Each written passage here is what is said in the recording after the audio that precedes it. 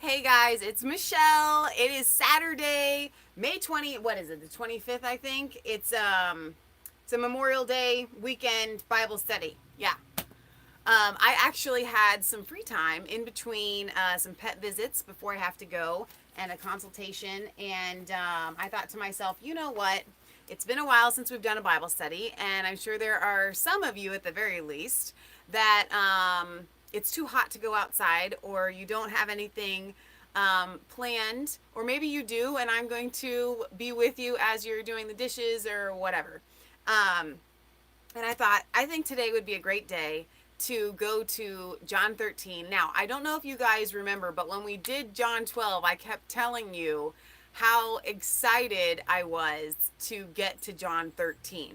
Well, we're there, and I still am just as excited as I was before to get there. We're going to talk about the Last Supper, and we're going to read the story of the Last Supper, but it's going to be, I think, a little bit of an eye opener, even for those of you that are veteran Christians who think you know this story in and out. The thumbnail that I chose, or the picture that I added to the thumbnail, if you guys take a look at that, it's Jesus and John reclining at the table of the Last Supper. When you and I envision the Last Supper, we see the famous what is it, Michelangelo or whoever did it. I'm going to get it wrong. I don't know art very well. Of Jesus sitting at the table. Well, that's not actually how it would have been historically speaking. They would have been laying and kind of reclining, and a lot of times like on one side or on their stomach on a side, around in like a U shape or a full circle, and then the food would have been in the center, and there would have been pillows and things to all around. And so when you start out with a visual like that, it kind of sets the stage for understanding this story in a totally different way that we normally see it, of maybe more of a very sophisticated, we're all sitting at the table, and Jesus is, and I do actually have some of Leah's homemade bread. Jesus is breaking the bread, and it seems more ceremonial at that point. But it wasn't like that. It was a very intimate setting where, like, you hanging out on the couch with your friends, like it was a very intimate setting. So that's how I want you guys to set the stage mentally in your mind as we read this story of the Last Supper, and as we get into it. And spoiler alert, Jesus tells John who his betrayer is going to be, and that part of the story I think is what had me so excited, because I read it this time in a light that I'd never read it before. So, without further ado, let me get to where I'm supposed to be here. All right, we are in John chapter 13. Again, I always read from the Geneva when we do our Bible studies. It's very close to the King James, so you can feel free to follow along in your Bible as well, and kind of see how it reads differently. Now, before the feast of the Passover, when Jesus knew that his hour was come, that he should depart out of this world unto the Father, for as much as he loved his own, which were in the world, unto the end he loved them. Let's see. I didn't write anything down for that particular verse, but I did highlight, for as much as he loved his own. We're talking about the disciples, we're talking about you, we're talking about me. Jesus knew that that his time was coming. And so he was preparing mentally, but he knew that he was doing it because he loved you, and he loved me, and he loved his disciples, and he loved the world, and that's why he did it. And when supper was done, and then it says here in parentheses, and that the devil had now put in the heart of Judas Iscariot, Simon's son, to betray him.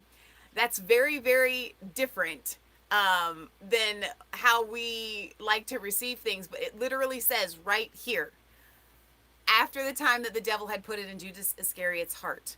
Wow, that's really, really, really powerful. Like, It had to, that had to happen. That part had to happen. And we're going to get to Judas by the time we get to the end of this chapter, and it's pretty powerful. Verse 3, Jesus, knowing that the Father had given all things into his hands, and that he was come forth from God and went to God, he riseth from supper and layeth aside his upper garments and took a towel and girded himself. Now, I wrote down something here. I put Jesus gets ready like we would preparing to do any significant manual task. Now, when I say that, what I mean is, let me read the study note there. It says, in that he is said to rise, it argues that there was a space between the ceremonies of the Passover and this washing of feet, at what time it seems that the supper was instituted. Now, it says he rises from the supper, and he lays aside his upper garments. I tried to look up what the upper garments were. They were more like a kind of like a wrapping, right? Now, it's up for debate whether Jesus was shirtless. I don't think that really matters. But what does matter here is when it's, I can tell you, when he girded himself up, I do know exactly what that is. Back then they wore, I don't want to call them a dress because that sounds silly, but it really was just an open garment, okay, that was floor length. When the Bible talks about girding up your loins, they used to take a wrap, right? Because it would be very difficult to do tasks, right, with as a man, with a big flowing thing about your legs. So he girds up his loins, which means he took this, and I wish I had a picture of it. I don't know if I could Google it really fast, but and wraps it up almost like a diaper, and pretty much gets that lower part out of the way. He's getting ready. Like if you and I were to do something and we roll up our sleeves is the best. All right, here we go. All right, now I want to see if you guys can actually see this and it doesn't shine on the, there we go. All right, I think you might be able to see it. So do you see this tunic here on that side? Then they would pull it up and wrap it up and kind of wrap it, and then they're ready to do you see the guy on the far side like he's ready to do battle? Okay, that's what girding up your loins is. You're going from this corner to that corner, ready to fight, ready to do whatever you need to do. So Jesus gird himself up, gets a towel, he's getting ready to do something, and that's why I wrote down he was prepared as we would prepare to do any significant manual task. He was making a statement, I'm about to do something of significance. He's taking off his upper garments, he's girding himself up and getting ready to wash their feet. Verse 5. After that, he poured water into a basin and began to wash the disciples' feet and to wipe them with the towel wherewith he was girded. Now, he had put that towel around him, and he used that towel, kind of like a busboy or whatever, and he's using that towel, must have been a pretty big towel, to wipe their feet. All right, verse 6. Then came he to Simon Peter. Now, Simon saw Jesus do this to the other ones, so still, he must have been sitting there kind of thinking what he was going to say. Who said to him, Lord, dost thou wash my feet? And Jesus answered and said unto him, What I do thou knowest not now, but thou shalt know it hereafter. Now again, I know when I read the Geneva it sounds very wordy, but he's like, listen, what I'm doing right now, you're not going to get it. But after the fact, you're going to get it. You're going to understand it. Just go with me. Just trust me on this. I wrote down, see the study note from verse 1, which says, Christ no less certain of the victory than of the combat which was at hand, using the sign of washing the feet, doth partly thereby give an example of singular modesty, and his great love towards his apostles in this notable act, being like very shortly to depart, or likely very shortly to depart from them, and partly witnesses unto them that it is he only which washes away the filth of his people, and that by little and little in their time and season. When Jesus washes their feet, he's signifying how he cleanses us from our sins.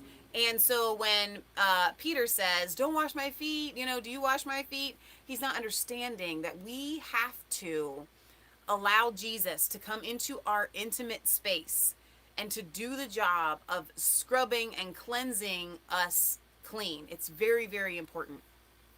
Verse 8.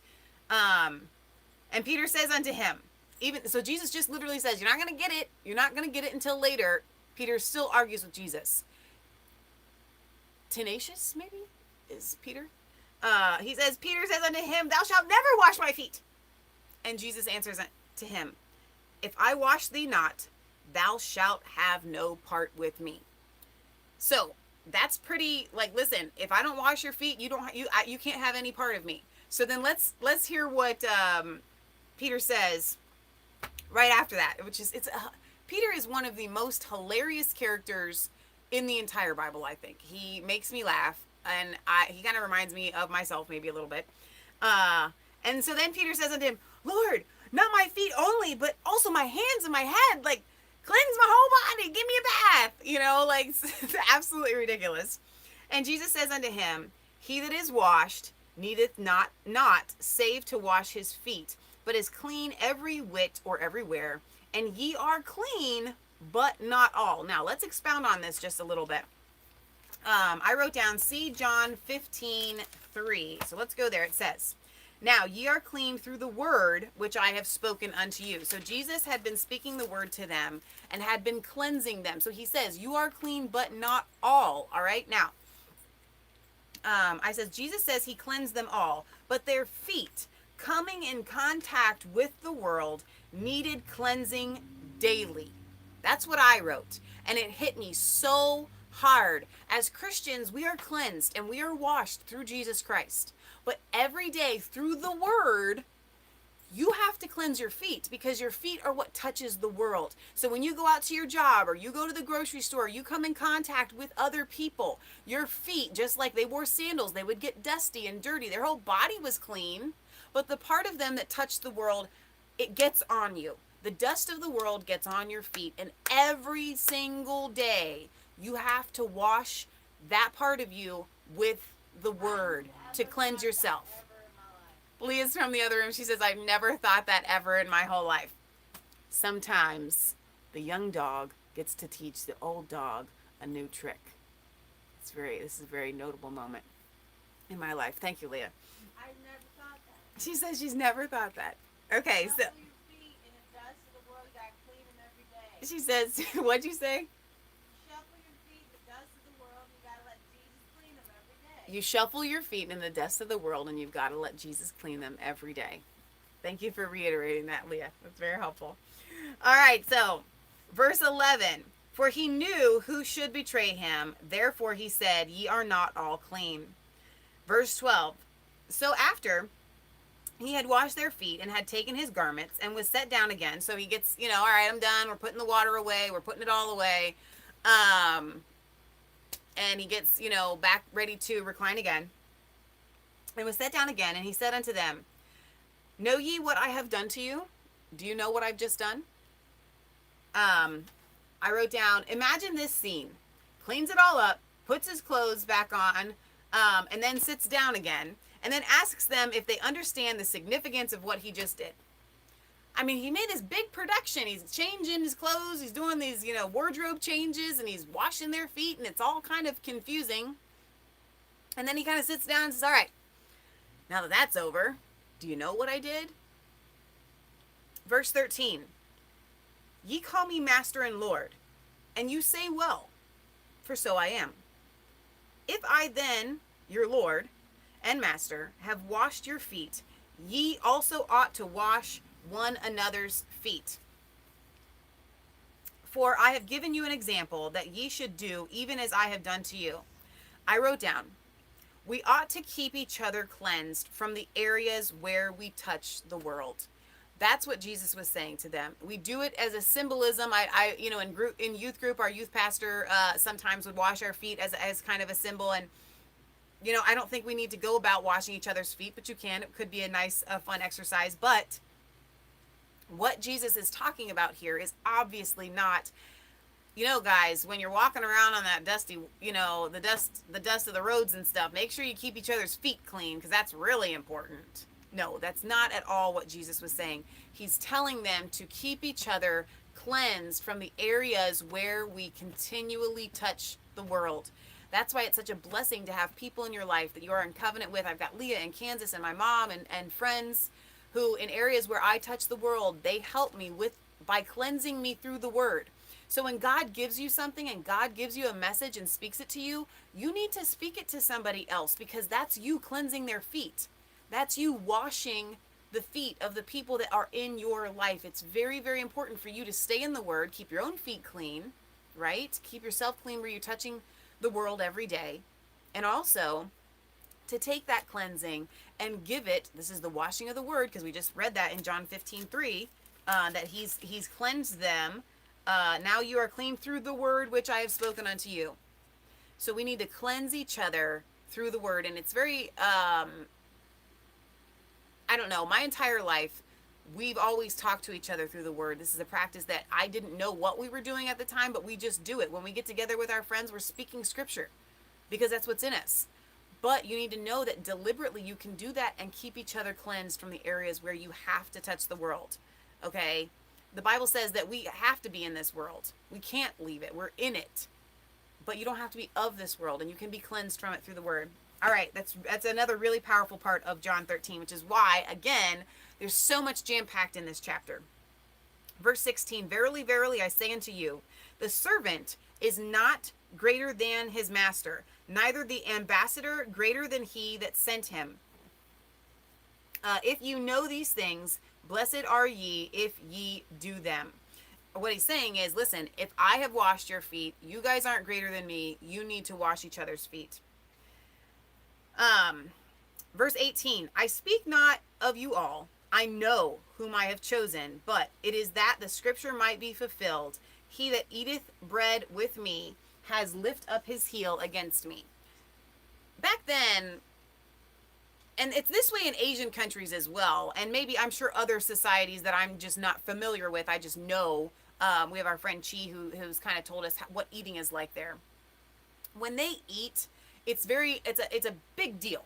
He says they'll sit down and have dinner for like 3 hours in the evening. Okay, it's a very slow-paced world. So when you're eating with somebody, it's not just, hey, let's go have dinner. We don't see each other that often. Eating with somebody was a very intimate thing, okay? And so when Jesus points out, listen, somebody that eats with me, somebody that's very, very close to me, that eats bread with me, that shares food with me, like it's like having somebody in your own household, is the one that's going to betray him. It says, that's the one who has lift up his heel against me. From henceforth tell I you before it come, that when it come to pass, ye might believe that I am he. Jesus constantly does this. He tells them the things that are going to come, and they don't get it, they don't understand it, but he tells it to them anyways, so that after it happens, they will have believed him. And that's, if you guys are witnessing to those, to people that question whether Jesus really was the Son of God, whether God actually exists, these are witnesses. You know, we trust witnesses in court cases. We've got 4, Matthew, Mark, Luke, and John, and then so many others. And there are, besides the Bible, there are other witnesses outside in historical writings that also confirm it. But these people are writing, listen, Jesus told us that he was going to die beforehand. Jesus told us who was going to betray him beforehand. If he didn't have some sort of God with him on his side, he wouldn't have been able to do that. And like we said on our show the other day, these people, not very many people know this, but I think almost all, I don't know how many, and I probably should know this as a Bible scholar, how many disciples died for their faith as a martyr. I want to say like all but like 2 or 3. They would not have given up their lives for something that they knew was a lie. So when they say that they saw Jesus rose from the dead, when they say that Jesus told them things before they happened, it really happened. They would not have given up their lives if they were lying. They would not have sacrificed their lives for a lie. You don't do that. That's what Jordan Peterson says. And that's why I think he kind of still struggles with whether he believes in the fact that Jesus rose from the dead or not. He believes in Jesus. He believes in the disciples, that they existed. He believes in the historical value of the Bible. And so he kind of wrestles with that. So, I tell you these things before they come to pass, so that you might believe that I am he. Verse 20, verily, verily, I say unto you, if I send any, he that receives him receives me, and he that receives me receives him that sent me. Now, do you like this kind of domino effect where Jesus says, if I've sent anybody out into the world as a witness of me, then I'm actually sending myself, and anybody that receives them receives me. And anybody that receives me receives him, God the Father, that sent me. So if God sends you out and somebody receives you, they not only receive Jesus, but they've received God the Father. If God sends you out and somebody doesn't receive you, then they not only rejected you, but they rejected Jesus and God the Father. I think, all right, verse 21. When Jesus had said these things, he was troubled in the spirit and testified and said, verily, verily, I say unto you, that one of you shall betray me. I wrote this down. There was so much that the authors of the gospel could have written, but they kept it all at the same length. So anything they added was for a reason. If John wrote that Jesus was troubled here, it's because it was evident, and it needs to be known that Jesus didn't take this lightly. It was enough to disturb him greatly. Have you ever been around somebody and you can just tell something is really, really bothering them? Like, really bothering them. When John wrote here that Jesus was troubled in his spirit, it's because it was visible to everybody there that something was really disturbing Jesus. And I think that that's an eye-opening thing for us to see. Jesus, troubled, disturbed.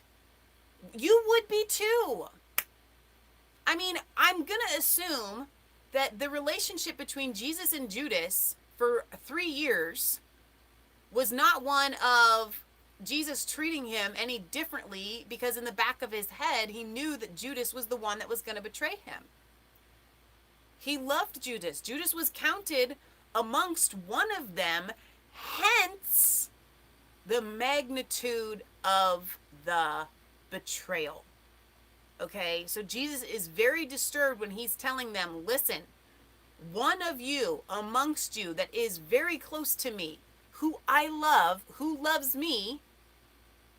Now remember, the devil, we just read, the devil had gotten to Judas, gotten into his heart, is going to turn their back on me and betray me. And Jesus was troubled in his spirit. Verse 22. Then the disciples looked at one another, doubting of whom he spoke. They're kind of like, whoa, we can sense that something is up. We can sense that Jesus is saying there's somebody here, one of us, and they're kind of like, who could it be? Do you think that they were surmising? I think it might be Judas. I've known all along how Jesus treated him. No, I don't think so. I think that, Judas knew. But I think that they were very baffled at this. Who could it be? Is it me? Seriously. I think some of them might have even questioned that. You would, I would, because Peter even said, I'll never deny you. Well, but he does. Okay. So, all right, so the disciples looked one on another, doubting of whom he spoke. Now, there was one of his disciples which leaned on Jesus' bosom, whom Jesus loved. Now, once again, it's always fun to point out that John wrote this gospel, and he's called the disciple whom Jesus loved. Now, earlier we talked about how Mary and Martha referred to Lazarus as such, and John recorded that and wrote it down. Okay, so Jesus loved Lazarus. He loved them all. But John wrote down the disciple whom Jesus loved. And that's the picture that I put in our thumbnail today. So it says that he leaned on Jesus' bosom, he who leaned on Jesus' bosom whom he loved. Now, the study note there says, and this is what I wanted you to get at, because it also, in our modern society, it seems rather creepy that one dude would be leaning on the chest of another dude. So let's read this study note here. John's leaning was such that sitting down in his bed, or it says bed there, but again, it was more like cushions in a semicircle or circle where they were all leaning forward at a table, okay? Which I guess you could call a bed because it's a cushion. When he was sitting down in his bed, his head was toward Jesus' head, so that it was an easy matter for him to touch Jesus' bosom. For it is certain that in old time men used to not sit at the table, but to lie down on one side. So once again, for a visual aid, it would be more like this. Okay, they would be leaning kind of and eating this way. They didn't have a bunch of chairs around, right? That's just not. And so many other Middle Eastern cultures do that. Asian cultures do it as well. So it's not that far fetched to imagine. But we have a misconception of how that played out. So I want you guys to envision that. So we've got Jesus, we've got John leaning on his bosom. They're like head to head, right? They're both kind of in that semicircle kind of. Let's use my phone as an example. Let's say there's like a semicircle, and John and Jesus are right next to each other, right? They're very, very close enough for, as we're going to get to, is very fascinating how close they were that they could have a discussion that no one else was hearing. That's very important. That's very key here. All right, so whom Jesus loved, to him beckoned therefore Simon Peter, that he should ask who it was of whom he spake. Now, I wrote down, imagine this exchange between Peter and John and Jesus. It's just to John, no one knew.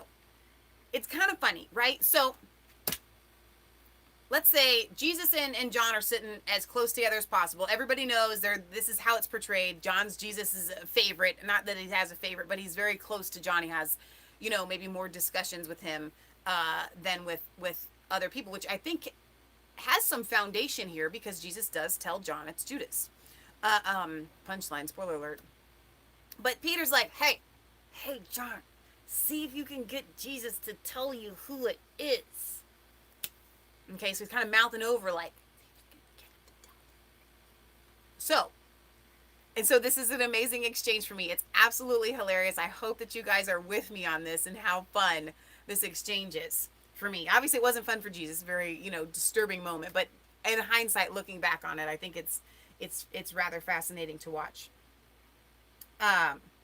So Peter says that he should ask him who he spoke of. And then as he leaned on Jesus' breast, so he's really, really, really close to Jesus, he said unto him, Lord, who is it?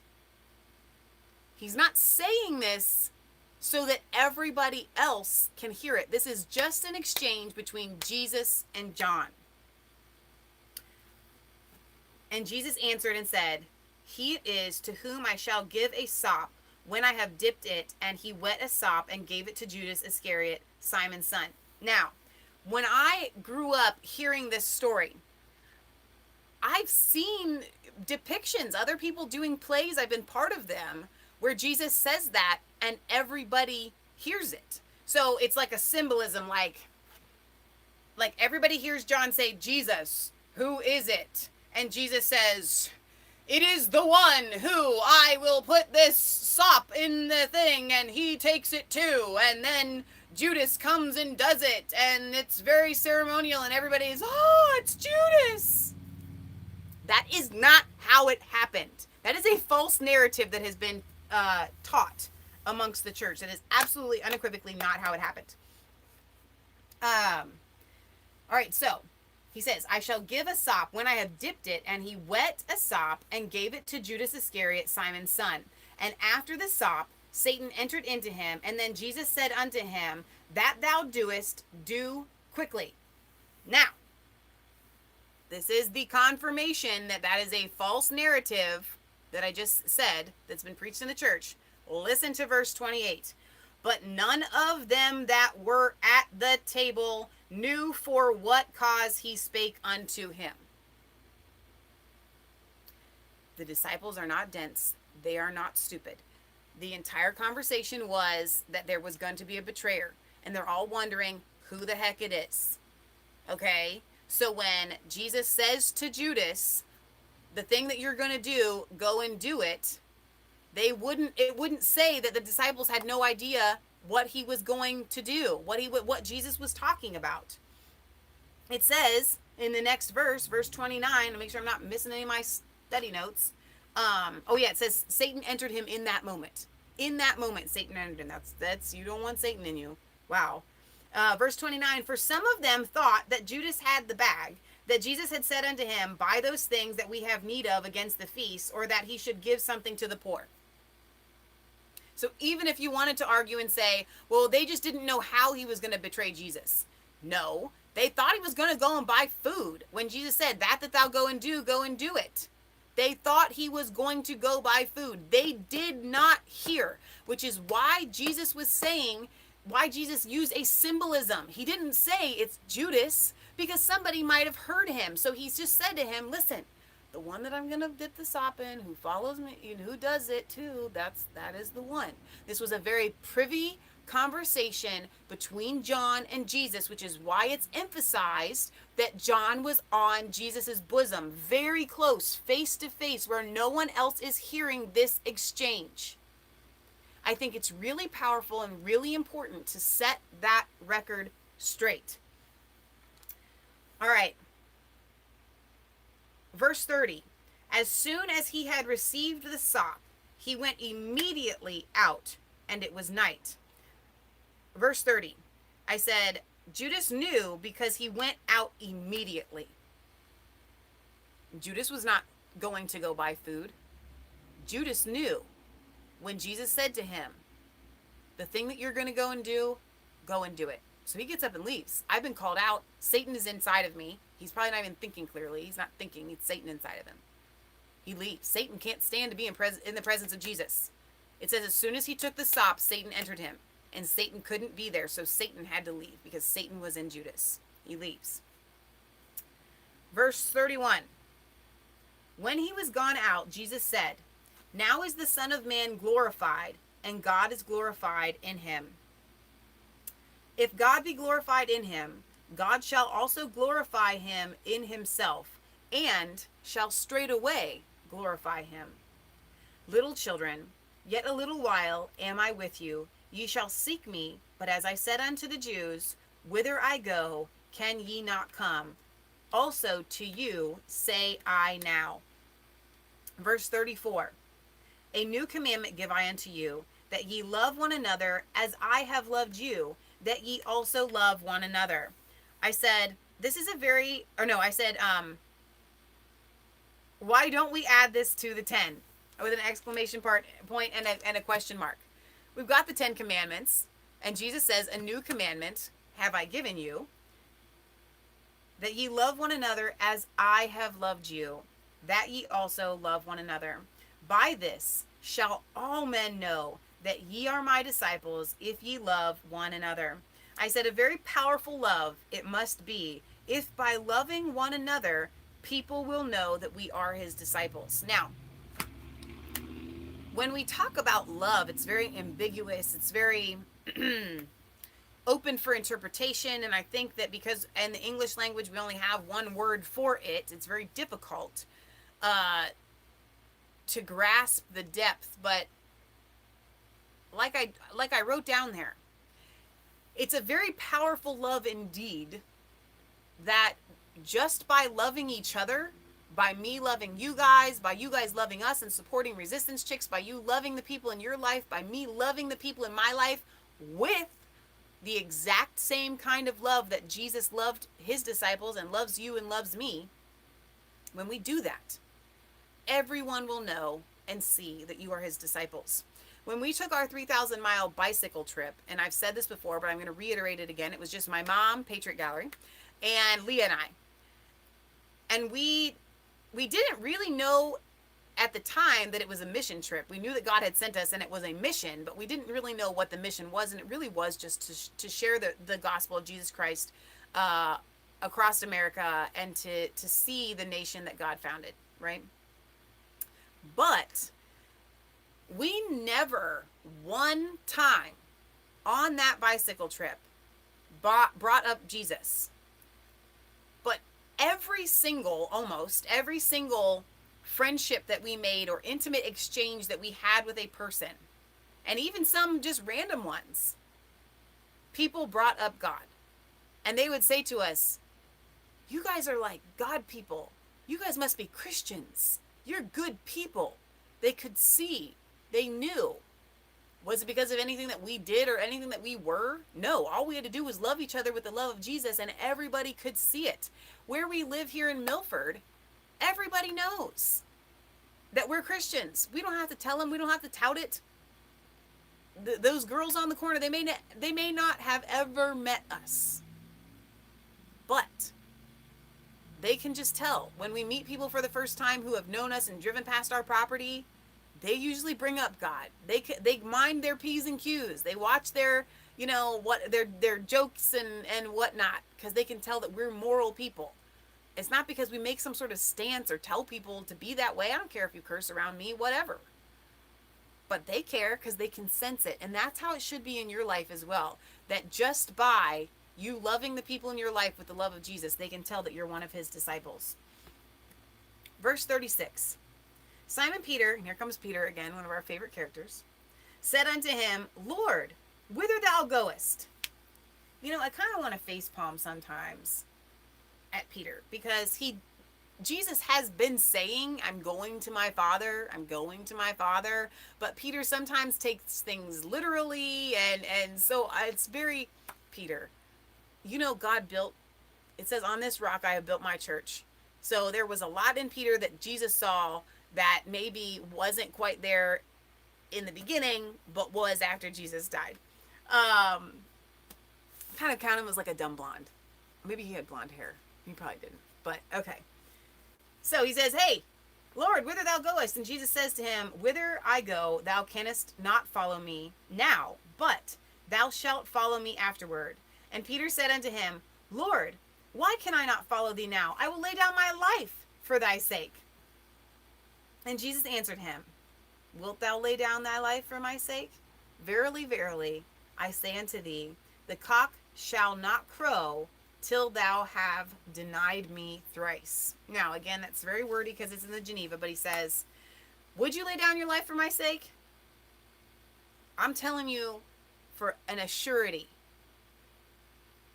that the rooster won't have crowed yet, and you will have denied me 3 times. That's really, really powerful. Here Peter is declaring his undying love.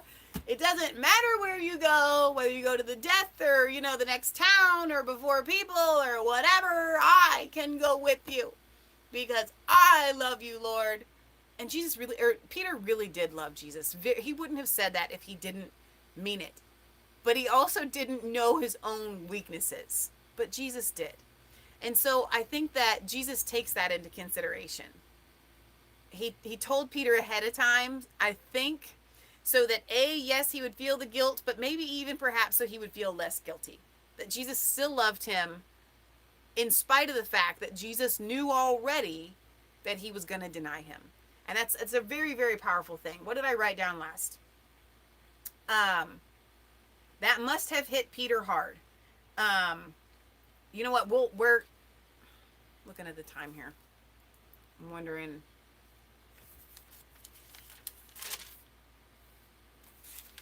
It kind of flows into chapter 14, but we're gonna stop. We're gonna stop at 14. But I will give you a sneak peek, and I'll recover this verse 1.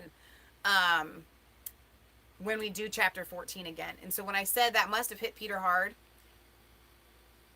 the very next thing that Jesus says, and it's unfortunate and fortunate that our Bible gets divided up in chapters, because it's not the way that it was written.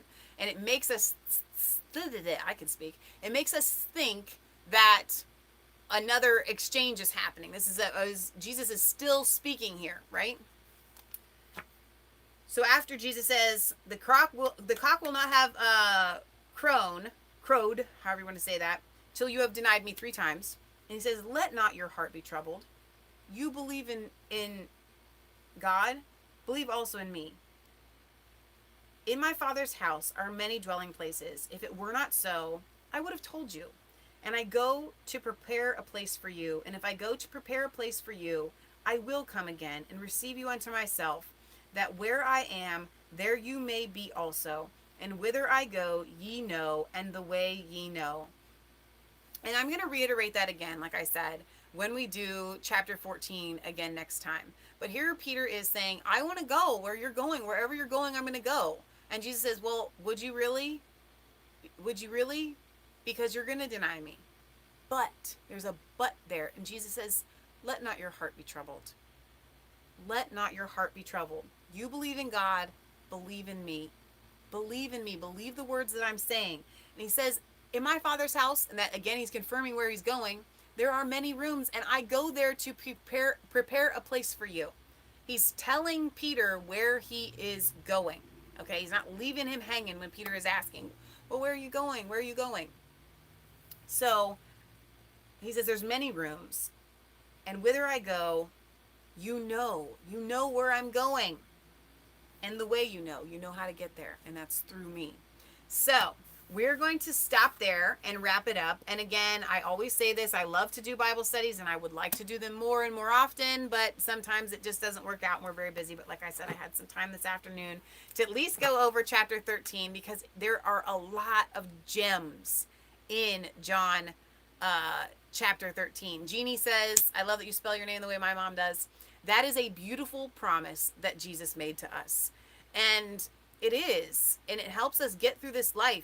Granted, we're not facing persecutions the way that the disciples did, and we're not facing being thrown to whatever, lions and being, crucified on the cross, which I think it was Peter that said, I'm not worthy to be crucified. They did crucify and kill Peter later on.